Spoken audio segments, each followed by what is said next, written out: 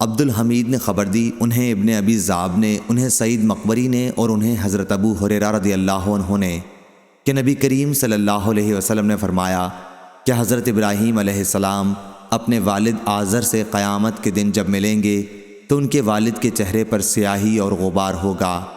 حضرت ابراہیم علیہ السلام کہیں گے کہ کیا میں نے آپ سے نہیں کہا تھا کہ میری مخالفت نہ کیجیے؟ وہ کہیں گے کہ آج میں آپ کی مخالفت نہیں کرتا۔ حضرت ابراہیم علیہ السلام عرض کریں گے کہ اے رب، تو نے وعدہ فرمایا تھا کہ مجھے قیامت کے دن رسوا نہیں کرے گا۔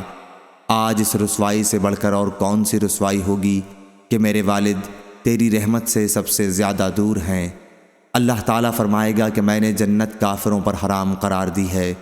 پھر کہا جائے گا کہ اے ابراہیم، تمہارے قدموں کے نیچے کیا چیز ہے؟ وہ دیکھیں گے تو ایک ذبح کیا ہوا جانور خون میں لتھڑا ہوا وہاں پڑا ہوگا، اور پھر اس کے پاؤں پکڑ کر اسے جہنم میں ڈال دیا جائے گا۔ صحیح بخاری حدیث نمبر 3350۔